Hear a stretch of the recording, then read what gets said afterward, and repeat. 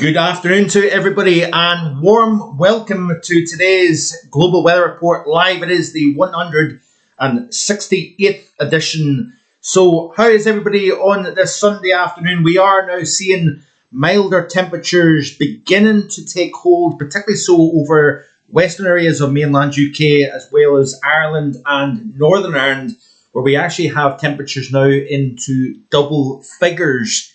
So, how's your weekend going? Let me know what you're up to, apart from watching today's stream. And we'll get the usual little bit of chit-chat, and then we will look into some of the extremes taking place at the moment. There is so much weather to speak about. It's actually quite difficult to keep up at the moment. And I was finding that throughout the course of the week just gone, really trying to...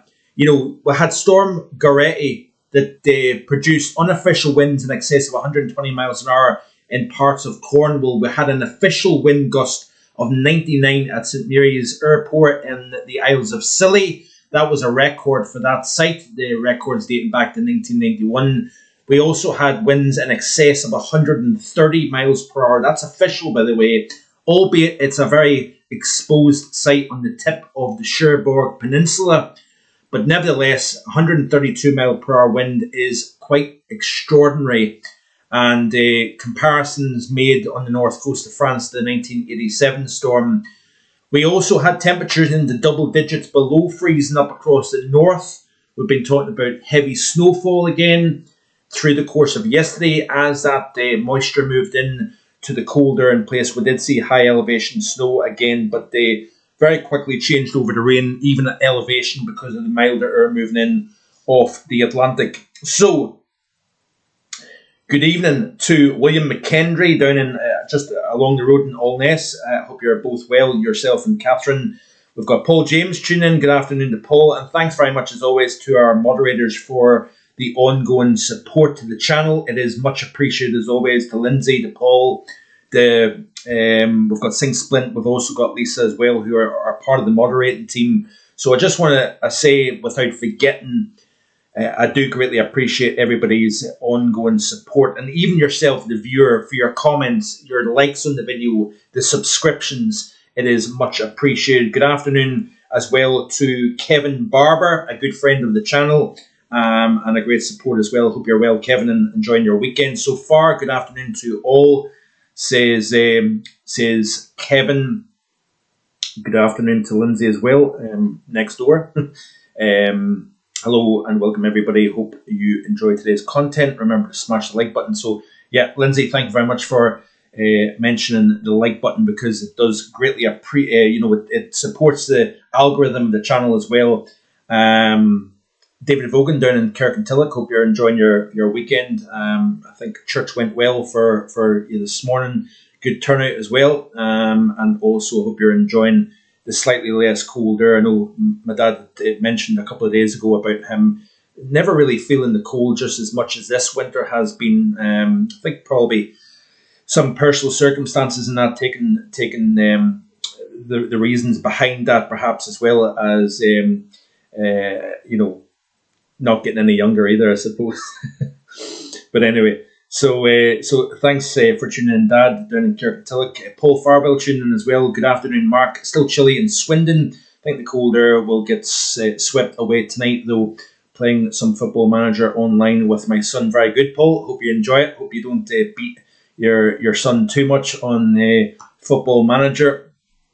Good afternoon to Andrew Reynolds as well. Good afternoon, Mark, from Andover. So nice to hear where folks are tuning in from as well. Even the temperatures here, not overly warm, 3 Celsius. I was actually writing down some stats with regards to this cold spell, albeit we've only had one day that has not exceeded the freezing mark, which I was a little bit disappointed in. I hoped that we would see a couple of ice days here at Marfogan Weather HQ, but one day, a high of minus 0.6 Celsius was recorded. The lowest actually was only minus 6.5, which again was disappointing.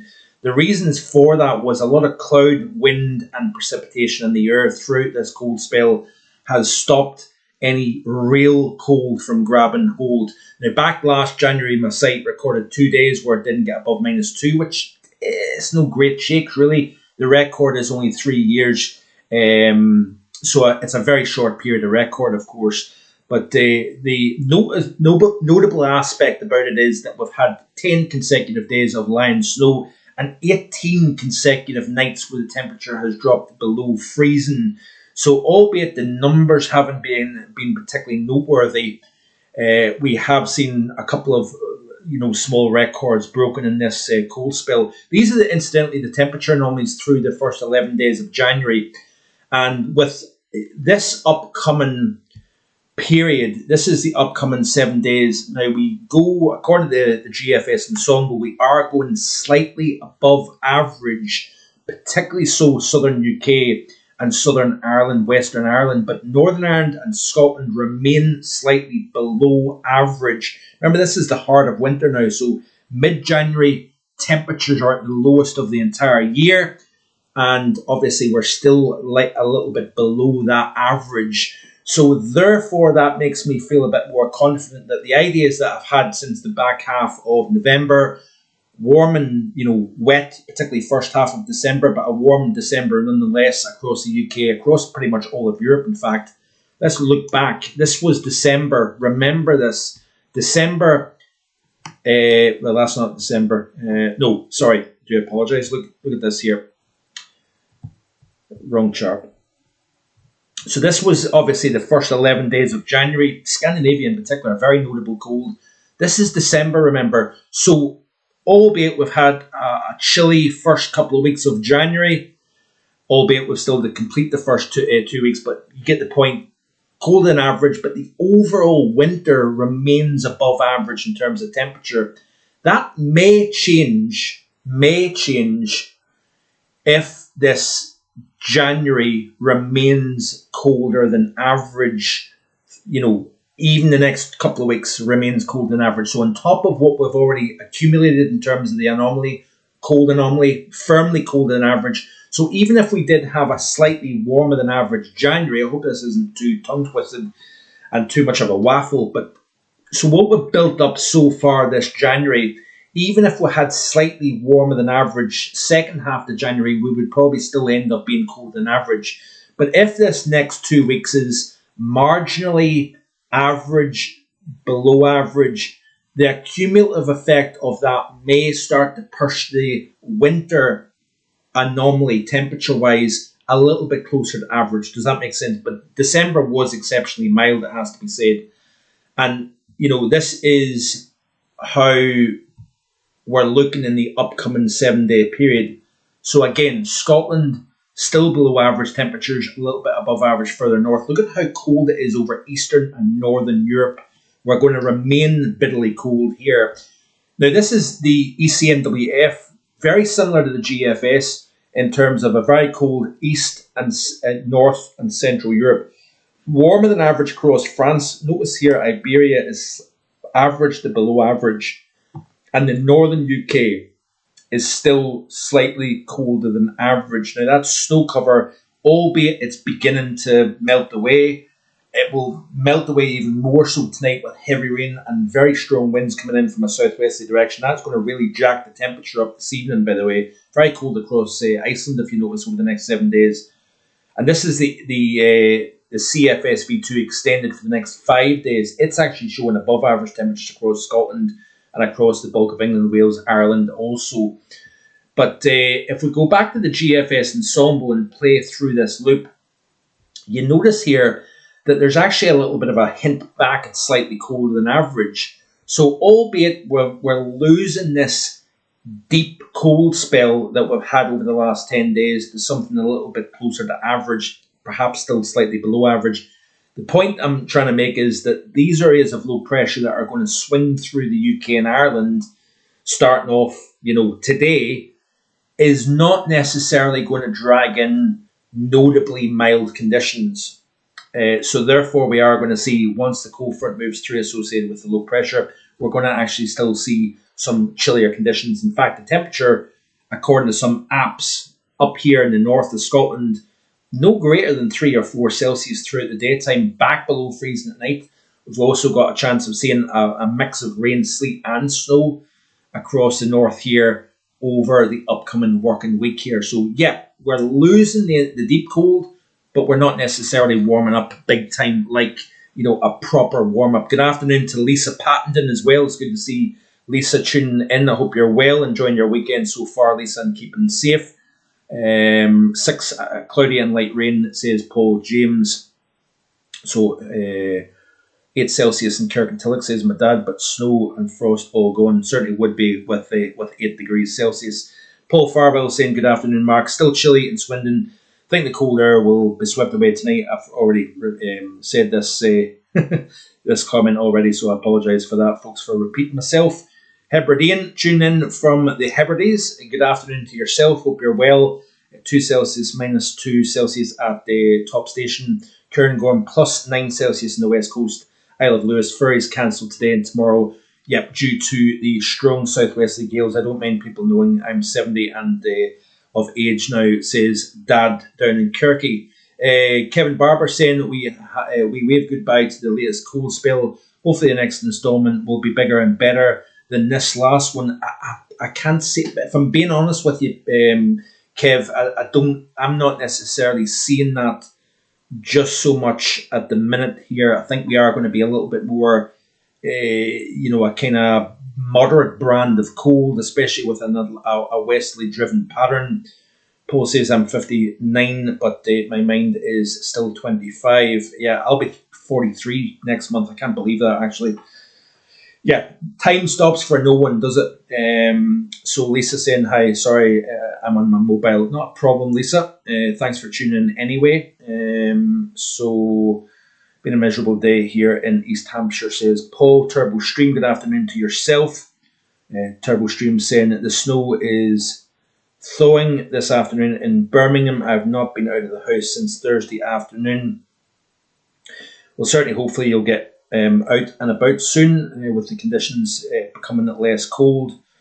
Been an eventful first 11 days of 2026, says Paul. And Motel Dublin, good afternoon to yourself. It's good to see names that they don't normally pop up. It is always welcome to see new additions to the Weller family, I suppose you could say.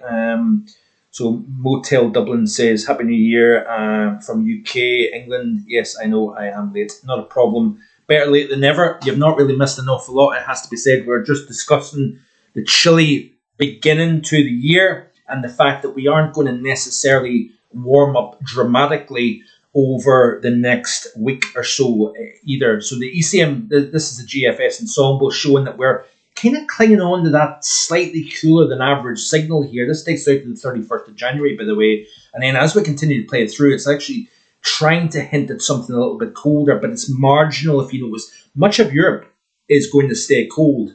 And this January is likely to be a complete flip around from what we've seen in December. So pretty much all the continent, nowhere really was colder than average in December. It might be the same, but in the opposite end for the month of January. So we'll kind of monitor this situation going forward. Incidentally, this is the next 30 days according to the GFS ensemble. So it's actually hinting at kind of lower than average temperatures across the bulk of the UK, even Ireland, much of Scandinavia, Central and Eastern Europe here. We've got this bullseye of colder than average, the Baltic states into the west of Russia, if you notice here. So this is the next 30 days, which takes out the Monday the 9th of February. So I'm reasonably confident that this winter forecast is playing out really, really well. Now, I do have a milder than average February. So warm December, colder than average January. Let's wait and see what happens with regards to the month of February. The PV looks as if it is going to try and strengthen. It is strengthening. And how much that stratosphere couples with the troposphere remains to be seen. If it does couple and lock in with the troposphere underneath it, we were likely to see more in the way of active Atlantic weather through the second half of winter. The big caveat to that, however, is going to be the Madden-Julian oscillation, something that I really rely on with weather forecasting, even in the summertime, but also mostly in the wintertime. I think it's a great teleconnection to look at. It doesn't always work, it has to be said. But you can see here, this is a very interesting look.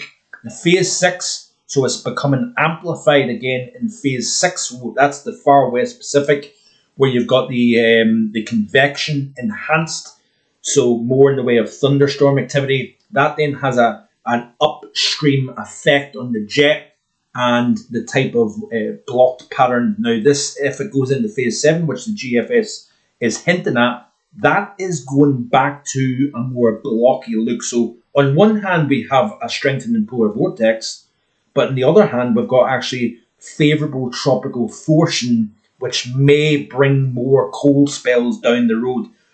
The period to watch, perhaps, that back at the latter half of January into early February might be something worth watching. Let's have a quick look at the mean zonal wind real quick. Just a little sidetrack here, but we will get into the nuts and bolts of what's happening globally in terms of the extremes, because there is a lot going on. But yeah, look at this here. Wow, this is the mean zonal wind off the ECMWF. Notice here it's weaker than average at the minute, and then bang, it just accelerates here towards the period, the 18th through the 24th of January. We see this rapid uptick in the mean zonal wind. So that's the winds that circulate around the polar vortex. The stronger those winds, the stronger the polar vortex is, and especially up over the source region, over the pole. That can translate to a stronger zonal jet stream where you're flooding the continents, whether it be North America and Europe or both, with more oceanic air that bottles the cold up over the top of the pole. So those stronger mean zonal winds can correlate to more in the way of a mobile pattern across, potentially the Pacific into North America and the Atlantic into Europe. So we'll watch and see what happens. And yeah, it's going to be interesting. We certainly have milder conditions now beginning to build in. Bitterly cold conditions over northern and eastern Europe here. But look at this here. Very strong winds. 70, 80 mile per hour winds is possible up over Lewis, Harris, the western mainland of Scotland here during the overnight tonight and tomorrow morning. And it's introducing milder temperatures as well. Where there's land snow, the temperatures are slower to recover compared to places that don't have snow. And this is the current pattern. This is the pressure chart. So you've got this low that is to the west of Ireland at around 973 millibars. We've got high pressure over the continent, so low pressure to the west, high pressure to the east, southwesterly winds, milder temperatures as a result. Now we've got strong winds coming in from a southwesterly direction. Nothing too wild at the moment, but nevertheless we're picking up on some gusty winds along the south coast of Ireland, southwest England and Wales. I would expect kind of darker, kind of orangey, even reddy colours showing up over the northwest corner of the UK through the overnight period tonight. As that centre then passes just to the west of the Outer Hebrides, we're going to see some very tightly squeezed isobars, strong winds, and the temperatures are going to come up with that stronger wind. We're going to get a little bit of firn effect as well as those winds cross over the higher terrain of the western mainland.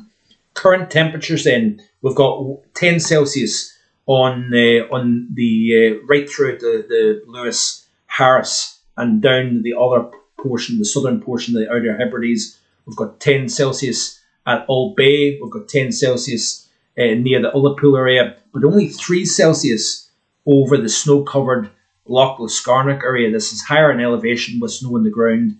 Temperatures are struggling to warm up because that refrigeration effect of the snow cover. You've got 3 Celsius at Loch Liscarnock. You've got 5.9 at Tain Range. You've got Inverness, Dalcross at 8 Celsius. So that's quite a notable, there's quite a notable contrast in temperature, if you notice here, really, between 10, 3, 6 and 8. We've got 6 and 7 at both Kinloss and Lossiemouth as well. 6 at Aviemore. So that is the warmest temperature so far this year. My average temperature for the first 11 days of January is minus 0.2. That's combining the high and the low temperature over the last 11 days. So quite a chilly opening 10 days for sure. But then if you notice here down across Northern Ireland and the Republic of Ireland, you're talking about 12 Celsius in parts of both Northern Ireland and the Republic of Ireland.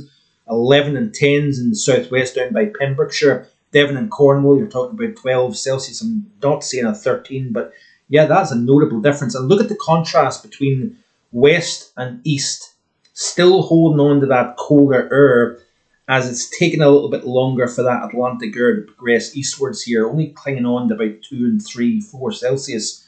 I'm feeling cold in that wind for sure as well. Let's put on the wind chills and see what it's showing here. So while it's feeling like 6 or 7 on the west coast of Scotland, we've got a real feel of -2 in the east. We've still got a wind chill of -9 in Cairngorm. Feels like 6 and 7 pretty much across the border on the island of Ireland. And in England and Wales, you've got sub-zero wind chills in the east, near 10 Celsius feeling in the west here. So quite the contrast east and west. And eventually what's going to happen, as that low continues to track northeastwards, we're going to then usher in milder conditions more widespread across the UK and Ireland here. So if we go back to the overview of the ECMWF model and see what it's indicating over the next few days. So there's that deep area of low pressure tracking up through the Outer Hebrides, strong winds associated with that area of low pressure. And then we've got more areas of low pressure moving in from a southwesterly direction. You notice here there's some snow showing up here. So again, you know, there is still colder in pattern despite the fact that we've got something a little bit milder. Then we'll get that little bit of a break in between the weather systems, one over the the North Sea really.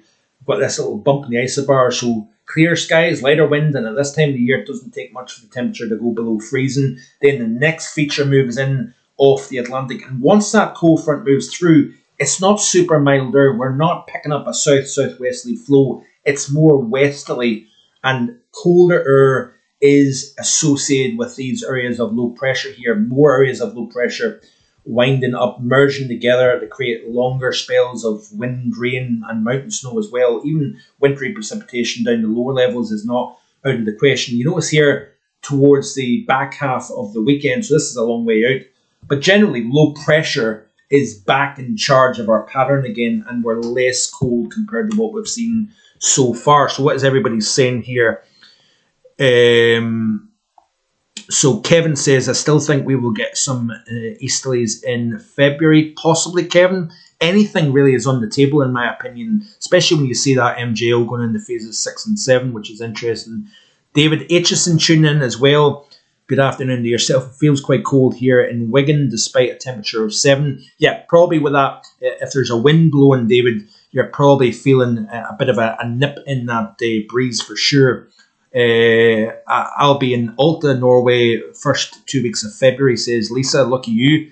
I'm not jealous in the slightest. I would love to see Scandinavia at this time of the year. The only taste of Scandinavia I've had was back in August, where Lindsay and I went over to Copenhagen, and then we took the train across the Sound and into Malmo, Sweden. That's the only taste of Scandinavia we've had, but I would love to go up into the deep forests of the north, especially at this time of the year. It must be fantastic.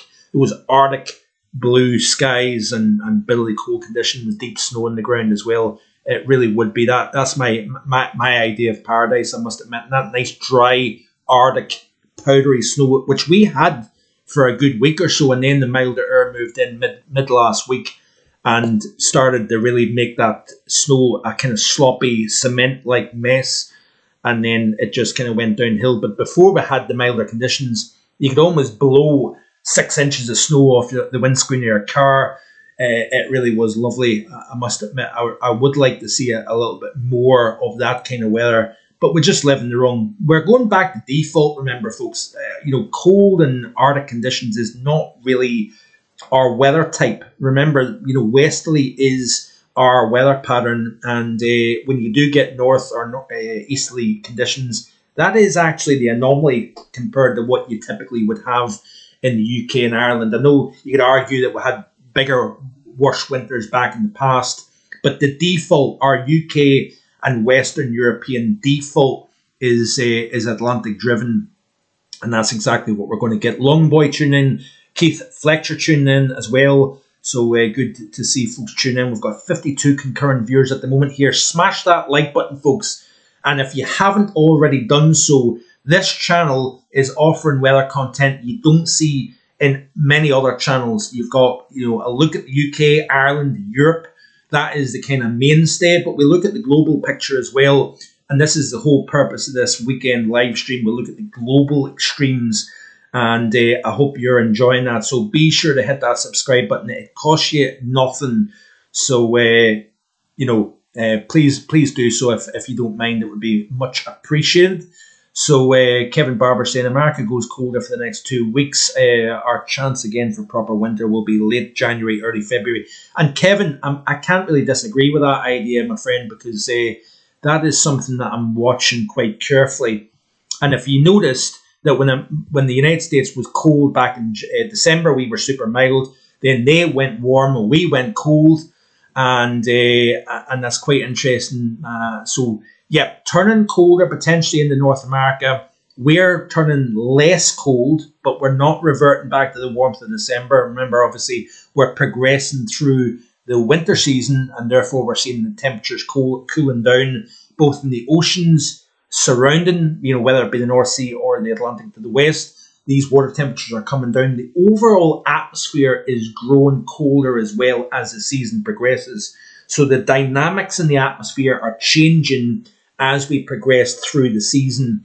So it's going to be interesting to watch. Certainly the MJO is something that I'm keeping a very close eye on. And let's hope, I actually hope that the February forecast is wrong in terms of my prediction of a milder than average February. February has blew me out of the water the past 2 winters in a row.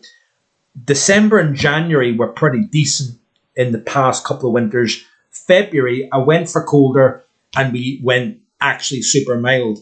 So I'm kind of thinking third time lucky in terms of a cold February. That's quite possible. We'll wait and see what happens anyway. Let me just see here what else folks are saying. We've got Keith saying, been a cold, cloudy and windy day in Manchester. David Bond, good afternoon to yourself. It's getting hot here. I'm assuming you're in the house, David, because it's not overly warm. I think that might be is that a slight exaggeration? I don't know. I don't know whether you're talking about outside or inside. But good to see you, David, tuning in this afternoon. We've got a sea temp of Harwich of 6.3, says Kevin. So, let's have a quick sneak peek then at what is happening. Now, we'll have a quick look at the temperature anomalies globally. We did have a sneak at Europe as a whole. Let's have a look and see what the rest of the planet is looking like, because we do have some real heat in Australia. It's actually been very hot across Australia, but let's have a quick look then globally. And this is January so far. Look at North America. Look up into the northeast Arctic region of Canada and Greenland. Super mild compared to average. Now, when you tend to get cold in Europe, Greenland, there's often a block. And with that block, there tends to be mild than average temperatures. Now, up that west coast of Greenland, it's actually been extremely mild. We've seen temperatures at the back half of December of 13 Celsius on the west coast, which is crazy. Alaska, Fairbanks in Alaska. I was going to say the capital, but Juneau is the capital. Fairbanks, Alaska has had its 8th coldest December on record, and I think it was the coldest period just gone. Now, they've broke that cold a little bit now, but it was the coldest spell, I think, since the mid-1970s.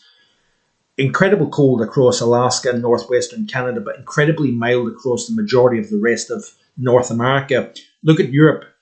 Bitterly cold conditions to start January. Much of Russia, including Mongolia, Kazakhstan, very mild up until now. I've noticed the temperatures have been really struggling to get much into the minus 30s and 40s in places such as Kazakhstan and Mongolia. That's very mild, actually, for this region locked away from the influence of any body of water, that is.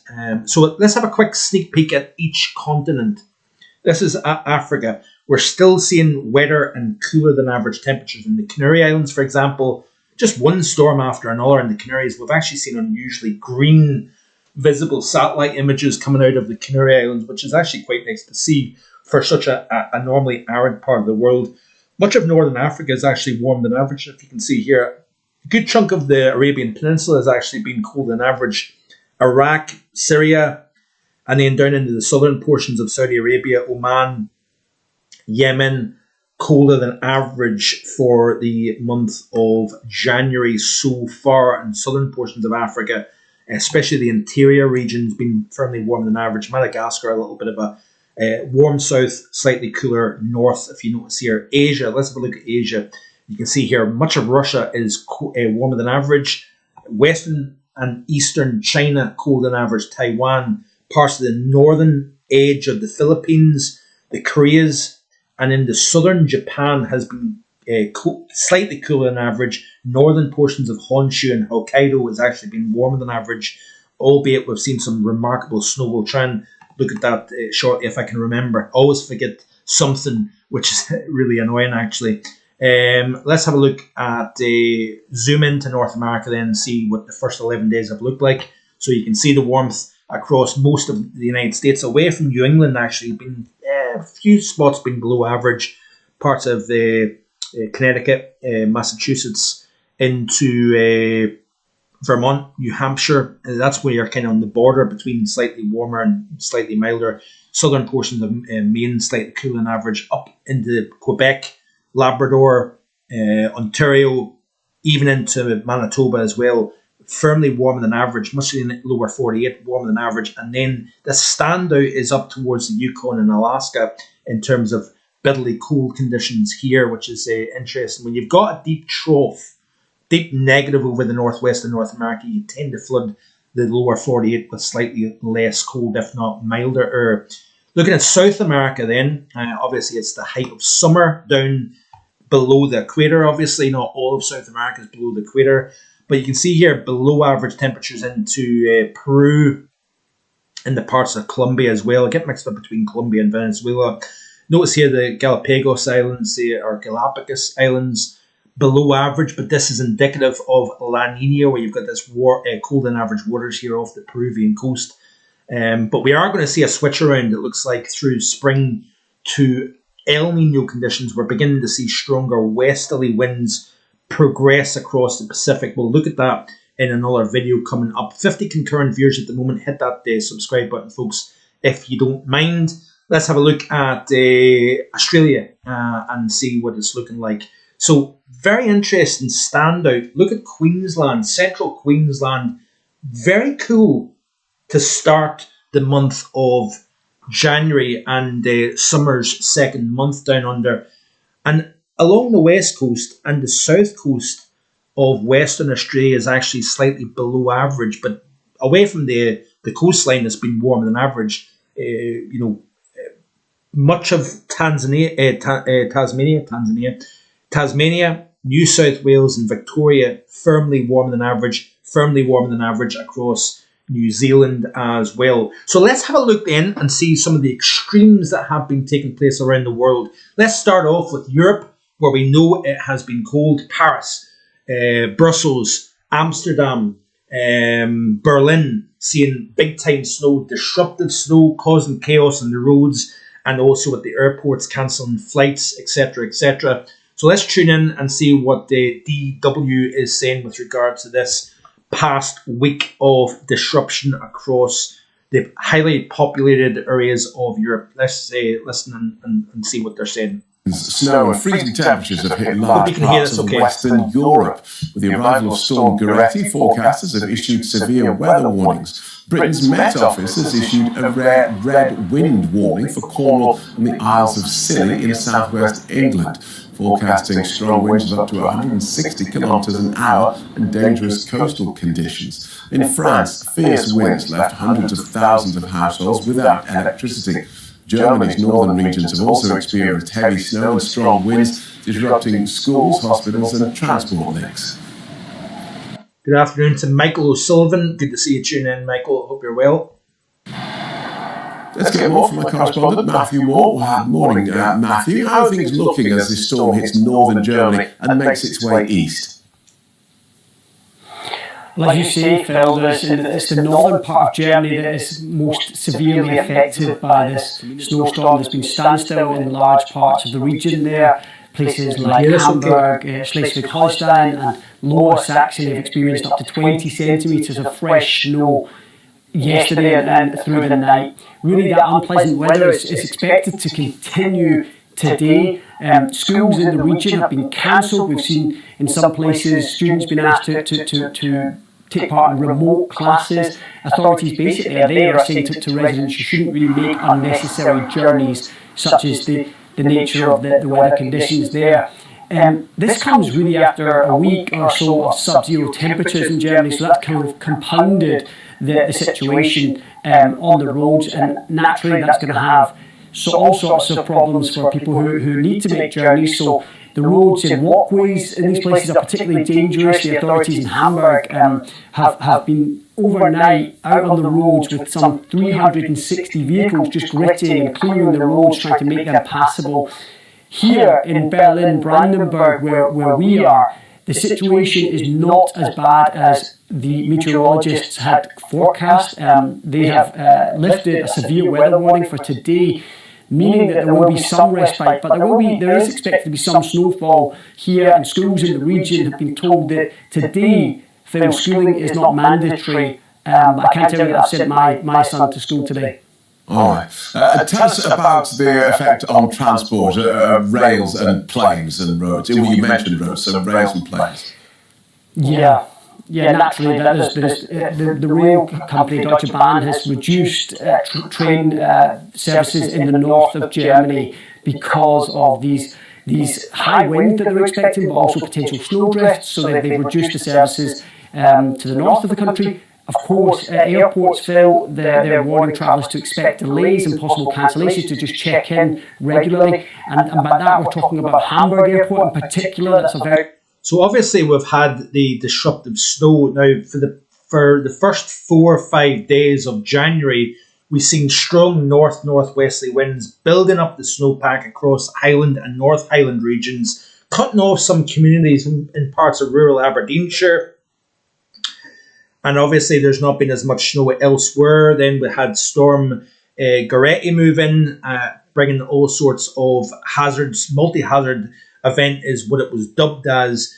And then we also had that system. So Goretti then moved across Europe, bringing further heavy snowfall. Now Europe, interestingly, has seen between 70 and 80% of the continent covered in snow.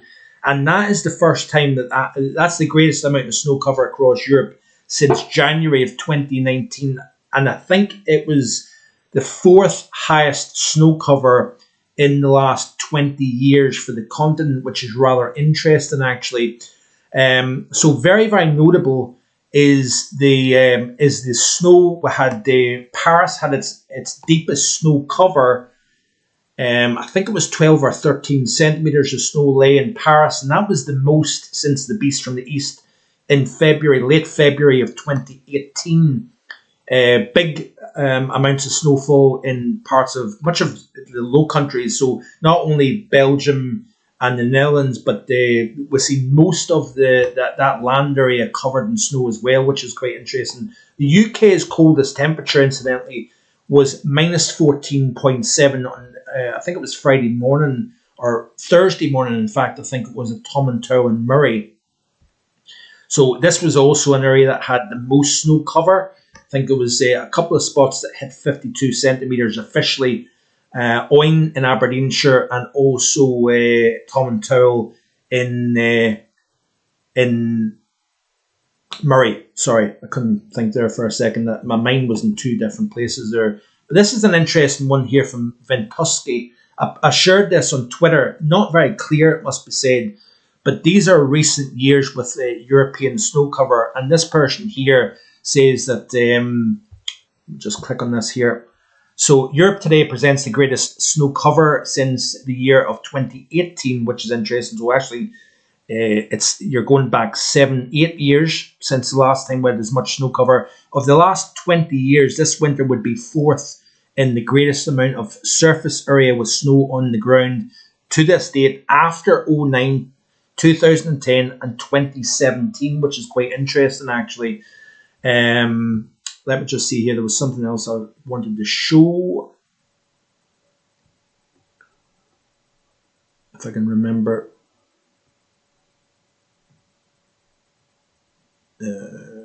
Go back further. So this is quite cool here. This is looking at North America as well as Europe in terms of snow cover. Look at this here over Eurasia. So obviously there's areas that you would expect to see snow. Russia, for example, Scandinavia covered in snow. That's not really surprising.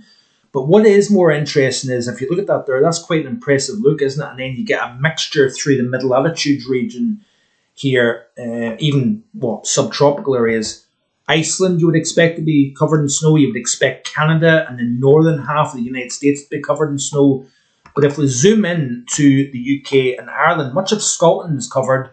A good chunk of inland Wales covered, as well as the West Midlands, Northern England, and then into, well, we did see a decent covering, not only in Paris area, but also down towards the region of south central western France.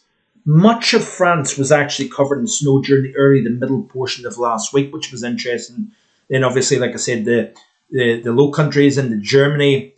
So pretty impressive amounts of snow covering Europe. Now, are we going to see more of this as we progress through the winter season? That remains to be seen. But let me just show you here there was some beautiful images coming out of the Paris area. But let's have a look and see here. This is a video here from Nature's Revenge 05. And I wanted to obviously talk a little bit about Storm Goretti that just passed. So let's have a quick sneak peek at this video here. We're not going to play through the whole 8.5 minutes of it.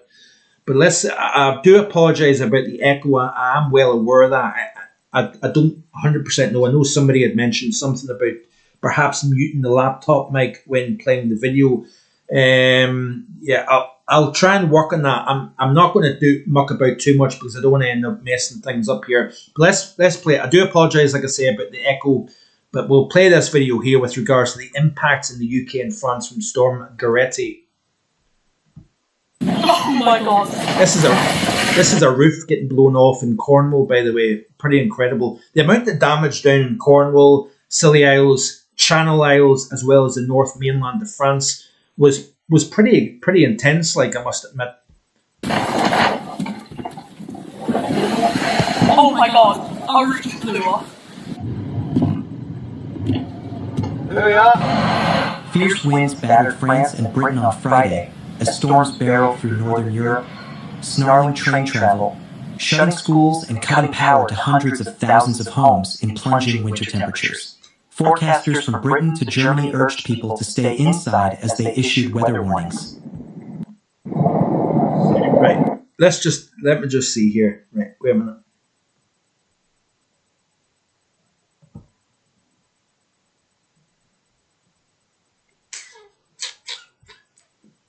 Is this going to work? No, that's me muted the volume. I'm trying to get the mic here.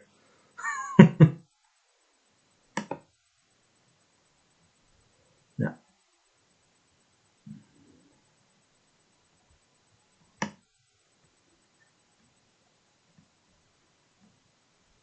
Right, listen, I'll work on that. I'm not going to do it just yet because I'm going to mess things up.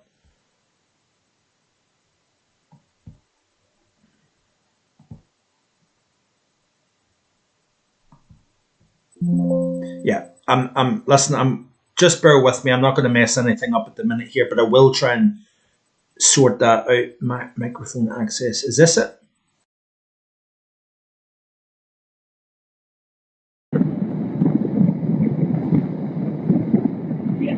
Including the rare, highest level red wind alert for the British Isles of Scilly and Cornwall in southwestern England.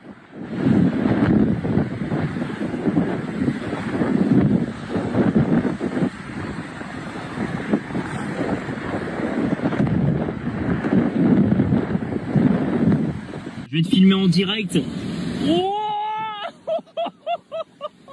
oh la vache.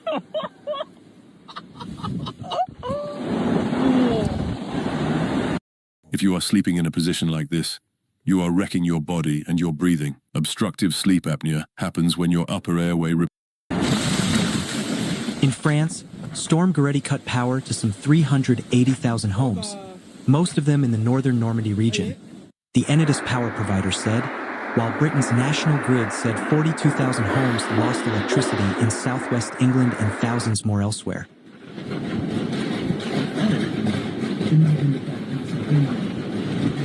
Oh my god.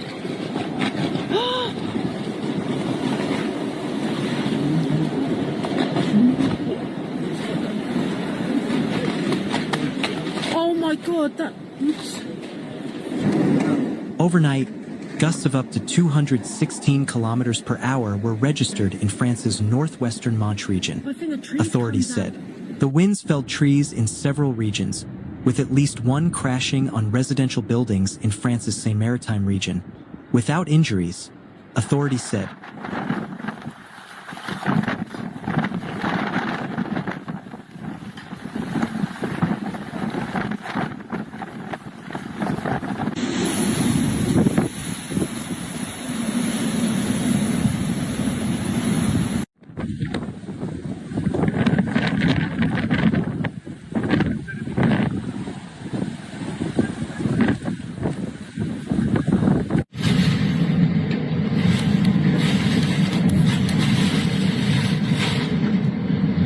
Gusts of up to 160 kilometers per hour lashed England and Wales, with the Met Office forecasting agency warning very large waves will bring dangerous conditions to coastal areas. It also issued an amber snow warning in Wales, central England and parts of northern England, predicting snow of up to 30 centimeters in some areas. It has emboldened activists. This man renames a street in Tehran.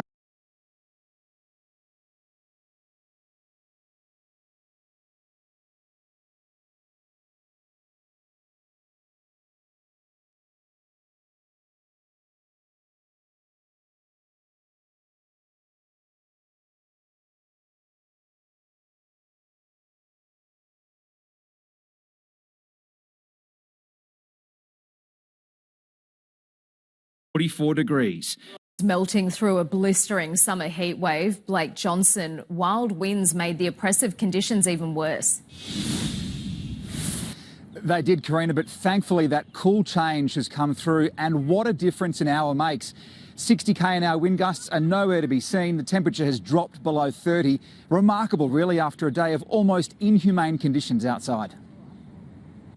Usually a place of respite, the beach was anything but. Howling wind, whipping sand, a sense of defeat shared by everyone there. Is this hot enough for you yet? Oh, it's a bit too hot, I think.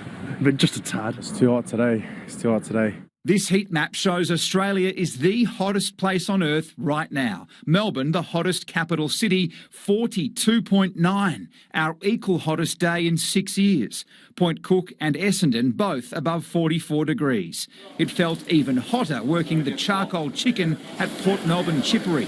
The more you complain, the worse it gets. So you just gotta sit through it. You gotta really lean into that. You gotta lean into it. If that's the worst place to work on a hot day, frozen yogurt stores could be the best. Has it been busy today? Not too busy. I think it's a bit hot for people to be out today. Are you helping yourself to a few extra free samples today? Or? I've got to. I can't not. But the bakery next door was closed, no aircon and no power for many, from traffic lights to around 50,000 properties knocked off the grid. Imagine going for a jog today. Are you mad? No, I'm just doing hard things at the moment. I'm getting fit, so I'm fighting soon in April, so just got to get myself fit. Certainly we know the impact of heat on even young, well people is significant, especially in temperatures as high as those forecasted today. Rows of V-Line carriages sit parked at Southern Cross Station, pulled off duty when services through fire zones were cancelled. Before the heat arrived, the beach was in fact pleasant. The early bird gets the worm with the cool weather, isn't it? At the moment, it's beautiful and cool down here, but I'm just waiting for the northerly to come. And mid-morning it did. Sun protection was black and white as the Pies trained early to beat the heat. Later in the morning, the Bulldogs sweated it out. Smoke from a factory fire in Derrimut sparked community warnings, and Jetstar passengers were hot under the collar, left waiting on the stairs for a terminal bus. This United Airlines flight was cancelled, too heavy to take off in the heat. By the time they offloaded cargo, crew had run out of hours to fly to San Francisco. Gusty winds made this Garuda landing a roller coaster ride, Melbourne Airport down to one runway. The heat reviving last summer's bitter battles for cabana space at Mornington Peninsula beaches. I think if you're up early and you set up early at the beach, well then you've got best spot. If you wake up late, that's your problem. Such a hot topic there, even the mayor's buying in. When you've got people pitching them up and sort of claiming their spot on the beach, it's a public asset, right? It's not for private use and sort of claim it and then nick off. We arrived 8 a.m. Proper planning prevents poor performance. No such deadline for elephants at Melbourne Zoo, happy as ever in the mud. Blake Johnson, 7 News. Tyra Stowers joins us now. And Tyra, you have the latest analysis. Yes, Mike, good evening to you. It has cooled down a lot after today's scorcher, but it is still quite balmy out there, down from our brutal peak of 42.9 today. The hottest part of the state was in the Mallee with a whopping 46.5 degrees. Now, the city hit 33 degrees by 10:30 this morning, and it was such a quick spike, it jumped by more than 10 degrees within the hour. Now, the cool change hit not too long ago, and as we see speed... So you probably noticed there that I was trying to find how to turn the microphone back on. So yeah, I've switched over. Obviously, we're looking at Storm Gareti, the effects it had, and also the heat across parts of Australia. So yes, I'm probably the least tech-minded person out there that on a live stream has managed to do something correctly. So yeah, I'll work on that with regards to making it a little bit smoother, the turning on and off of the mic. So thank you to Lindsay for the super chat. That is very kind of you. It says my hero. So I try my best. Try my best to keep the good lady happy. So yeah, thank you very much for that, Lindsay. I noticed that we've got 49 concurrent viewers at the moment, but only 26 likes. So yes, please hit that like button, and as I've already said time and time again, hit that subscribe button as well. So let's have a quick look at the current temperatures across the world, because there is some interesting temperatures out there to speak about. Let me just see here. This is off weatherobs.com, and we do have one interesting number here to look at. Is minus. This is the coldest, I believe, of the winter season. So I was talking there not that long ago about the mild conditions due to high pressure over Greenland, allowing the cold over Europe. Parts of the northeastern United States had a little bit of a colder pattern compared to the rest of the United States, where it was super record-breaking warm. And now that we're beginning to see a pattern shift, we're seeing the cold now starting to build over the central Greenland ice cap. Temperatures down to minus 57.9 Celsius at Summit Camp in central Greenland, which is quite interesting. So current temperatures are minus 54 Celsius at the Summit Tower.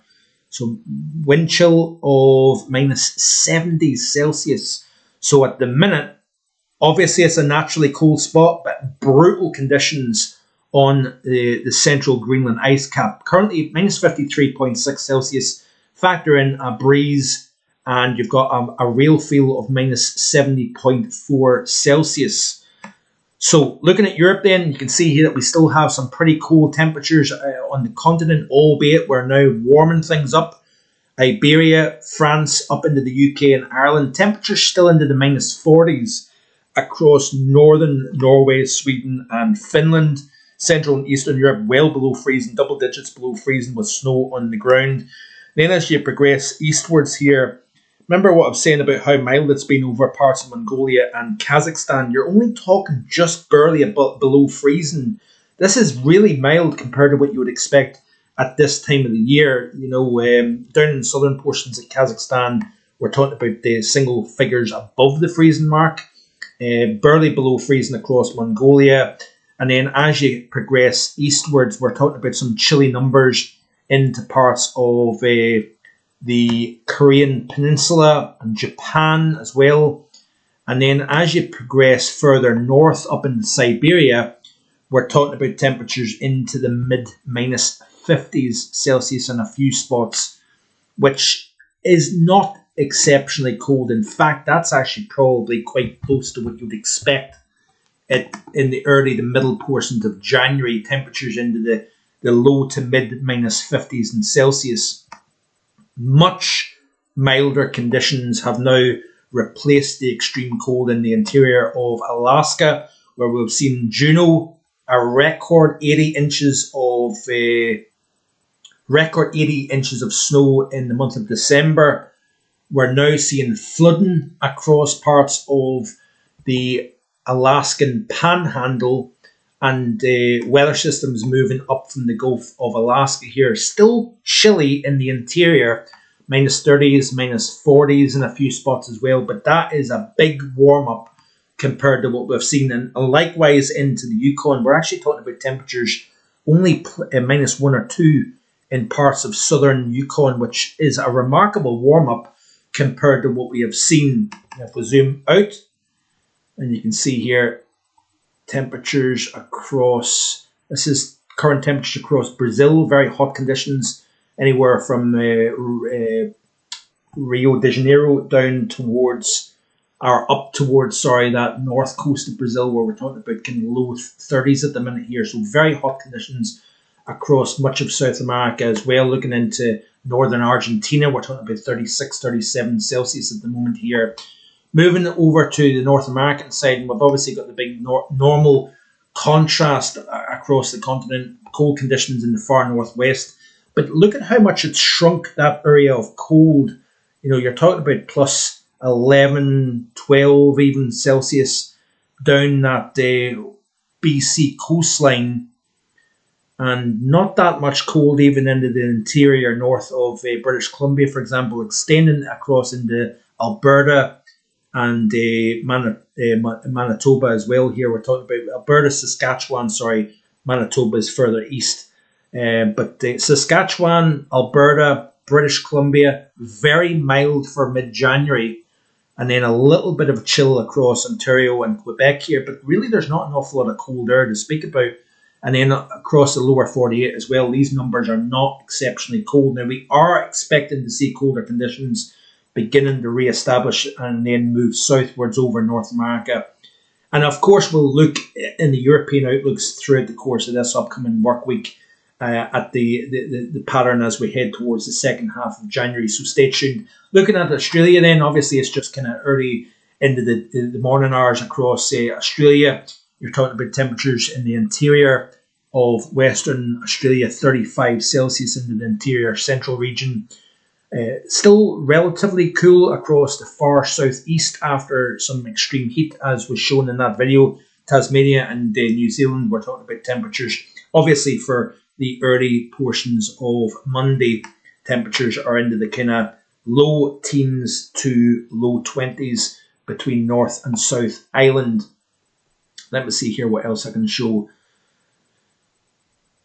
So I'm going to show another couple of little videos here. We've got 53 concurrent viewers at the moment here. A massive thank you to everybody for tuning in. I hope you're enjoying today's stream. Each weekend we'll look at the global picture, and then obviously Monday to Friday we'll look at the European picture, but we also look global in terms of the drivers, what type of weather pattern we can expect. Massive snowstorm recently. It was actually a record breaker in parts of Moscow in recent times. So I'm going to try and turn off the mic again and show you a couple of interesting videos from other extremes that have taken place around the world over the last few days or so here. Let me just see quickly here. So microphone off. Hopefully I can get it back on again. If I struggle, I do apologize.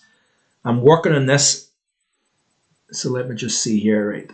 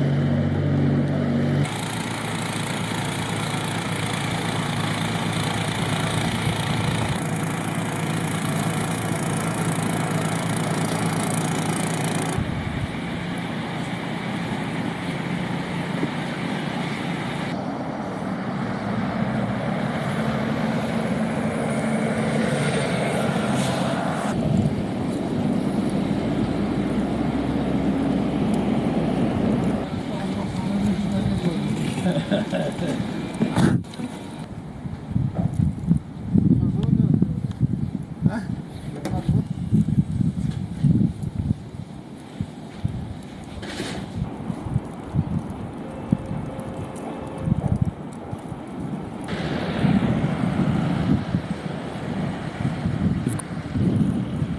is the face of someone who got midday checkout to standard.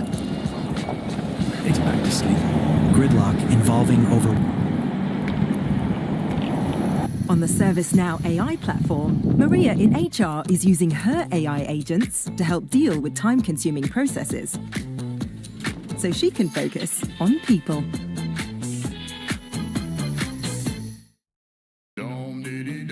So I can get cover from just £155. That's got to be good news. Japan is grappling with one of the most intense Sea of Japan effect snowstorms in recent decades.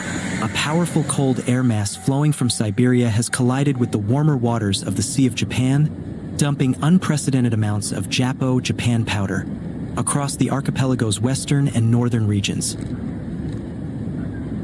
From Hokkaido to the Hokuriku region, the nation is currently facing a meteorological crisis that has disrupted infrastructure, claimed lives, and tested the limits of the world's most advanced snow management systems. The 2026 winter season has been characterized by a phenomenon meteorologists call the Japan Sea Polar Air Mass Convergence Zone this year. The temperature gradient between the Siberian tundra and the Sea of Japan is particularly sharp. As the freezing winds pick up moisture, they hit the mountain ranges of central Japan, forcing the air to rise and condense into massive, heavy snowfall. In parts of Niigata, Toyama, and Yamagata prefectures, snow accumulation has exceeded 2.5 meters, over 8 feet, in just 48 hours. Small mountain villages have reported wall of white conditions where visibility dropped to less than 5 meters, rendering GPS and traditional navigation useless. Major hubs, including New Chitose Airport in Sapporo and Toyama Airport, have canceled over 400 domestic flights. Ground crews are working in 24-hour shifts to clear runways, but the rate of snowfall, up to 10 centimeters per hour, often outpaces the machinery. The iconic Shinkansen, bullet train lines, specifically the Jotsu and Hokuriku Shinkansen, have faced significant delays. While these trains are equipped with high-tech sprinklers and snowplows, the sheer weight of snow on overhead power lines has forced operators to suspend service for safety checks. The Kanetsu Expressway witnessed a massive gridlock involving over 1,000 vehicles. Drivers were stranded for over 20 hours as heavy-duty tow trucks struggled to reach the front of the congestion. The Japan Self-Defense Forces were dispatched to provide food, blankets, and fuel to those trapped in their cars.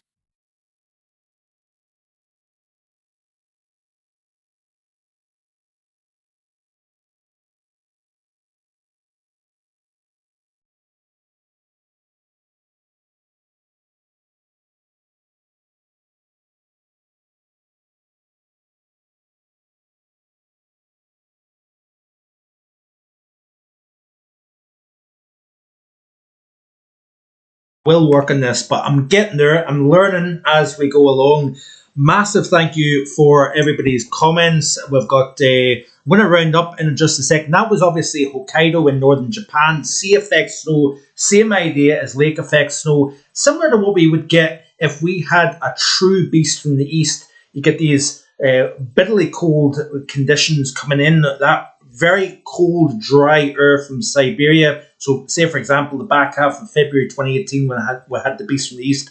February 2021, similar idea, where you had winds coming off the cold continent, crossing over the relative warmth of the North Sea, picking up the moisture, and then falling as convective bands on the eastern side of the UK here. So it's a similar idea. Winds coming off Siberia across the relatively warm waters of the Sea of Japan. This happens every year, by the way, in northern Honshu, but particularly so Hokkaido.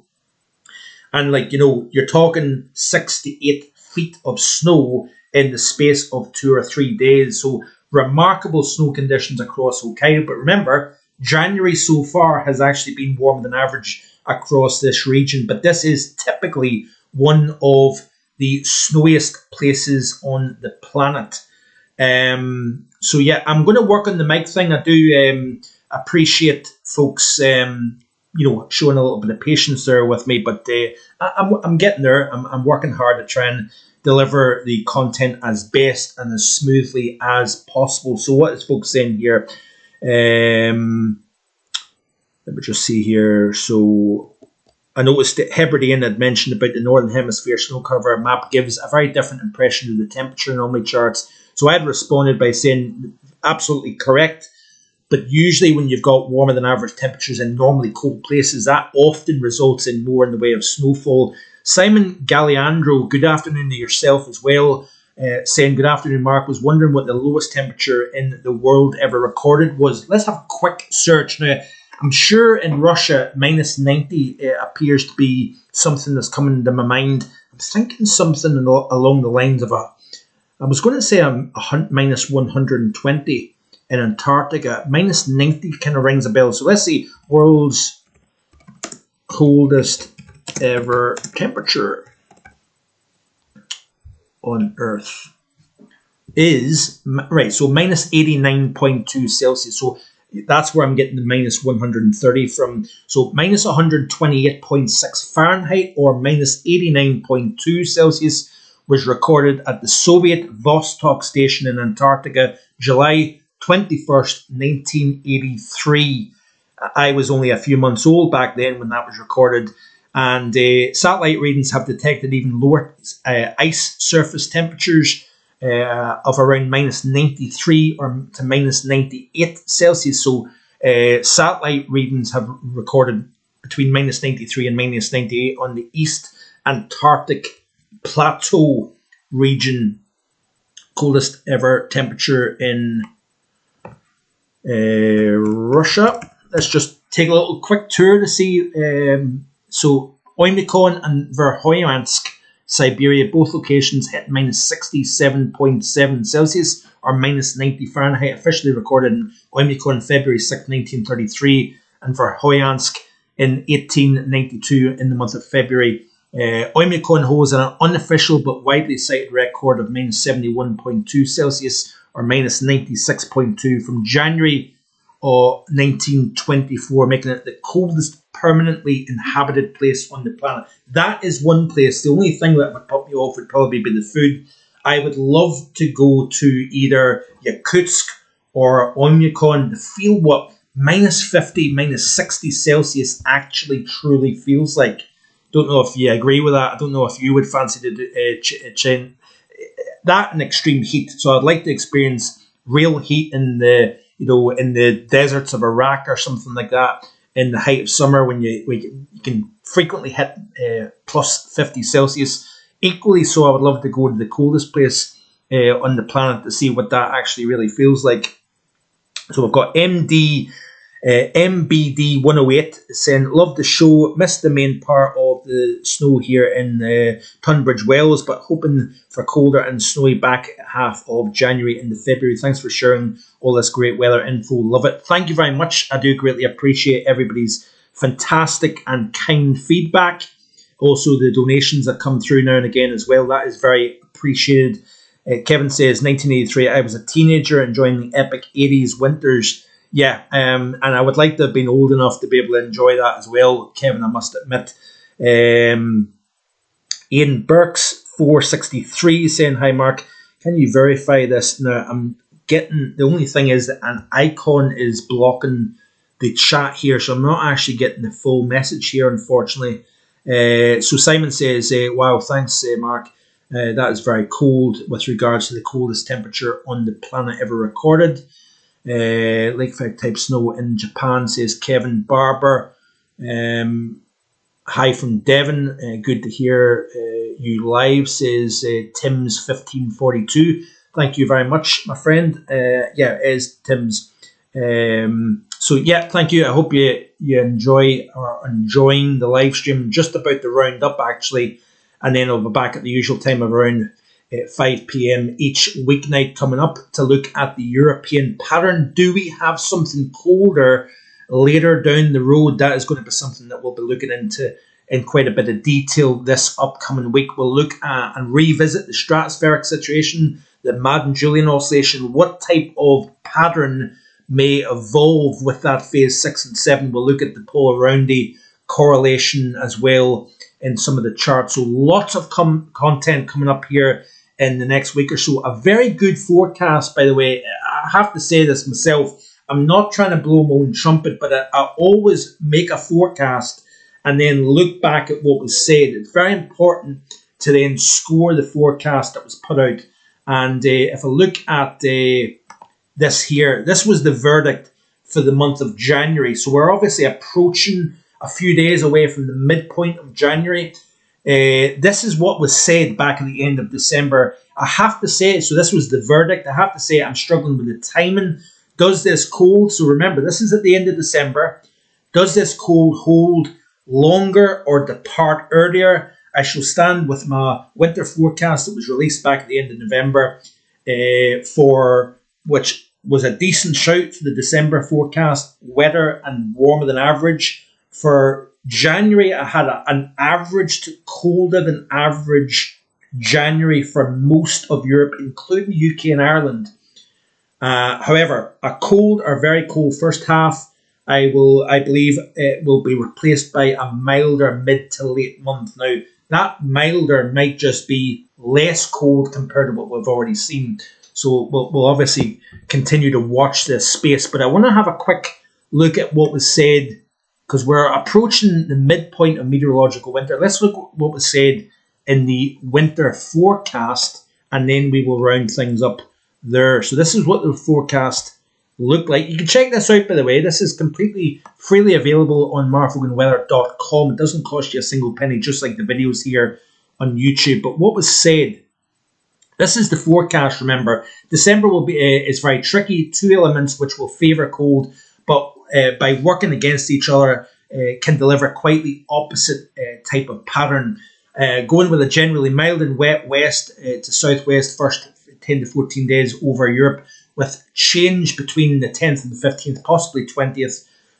South showing southerly flow and building of pressure to the north of the UK and Ireland region. Perhaps a Scandi block could develop. We did have a Scandi block develop between Christmas and New Year. I believe we have a slightly increased chance, 60% of a colder Christmas New Year period. Northeast or indeed easterly winds developing.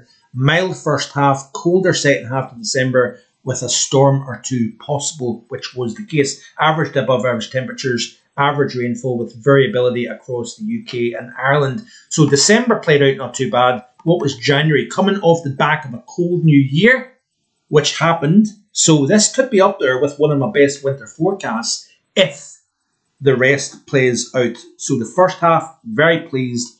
There's a good chance, like observed last year, for a prolonged cold spell.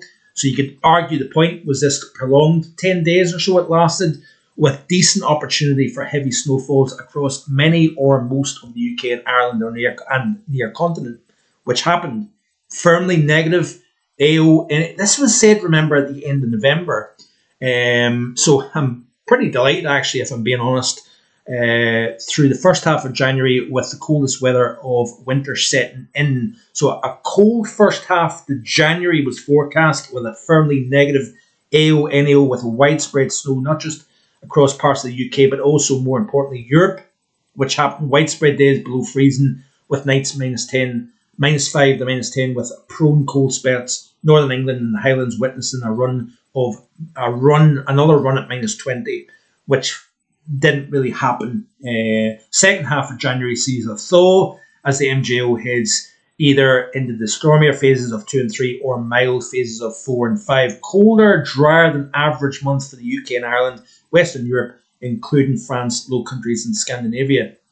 In my opinion, that is possibly a 9 out of 10 in terms of scoring December and January. Let me know in the comments section if you agree with that here. But certainly so far, and I would quite happily, allow February to be a bust, but it would have to be a cold month. So I've got a milder than average February.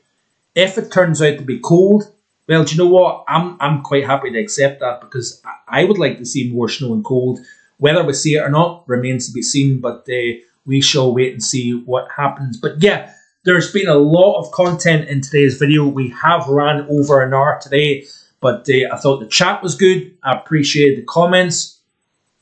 So thank you very much for taking the time out of your busy day and weekend to listen to what I had to say. We looked at lots of extreme videos with regards to Storm Goretti, some of the cold, some of the snow, some of the storminess. There's a lot going on, and I'm going to continue to strive to provide as best and unique and unbiased, unhyped content here in the channel. That's something that's very important, is no hype. A level-headed projection is what I strive to do. Thank you very much to Hebridean, to Graham Dolan. Thanks for tuning in to today's stream. Hi, Mark. We have not seen any significant snow for years here in, I think that's Medway Town. Am I right in saying?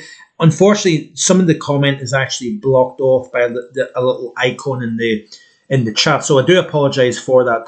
But thank you to everybody for tuning in. I'm not going to go through each and every name that I sometimes do. Thanks to the moderators, to Lindsay, to Lisa, to Paul James as well for moderating today's stream. Hope everybody has enjoyed it. City Andy, good afternoon to yourself. City Andy saying my uncle lives in Cornwall and had 108-mile-per-hour winds. Fortunately, all are fine, and I'm glad to hear that your uncle and family are well down in Cornwall, Andy. So, yes, I have learned something new by turning off the laptop mic. Thank you for folks' advice on that one, and I'll continue to try and fine-tune that as well. Enjoy the rest of your Sunday. I'm going to have a lamb dinner that Lindsay has kindly been working on this afternoon, so I'm going to enjoy that. Enjoy your dinner if you've still got dinner to come. Have a great rest of your weekend, and I'll see you tomorrow with the European Outlook. Bye for now.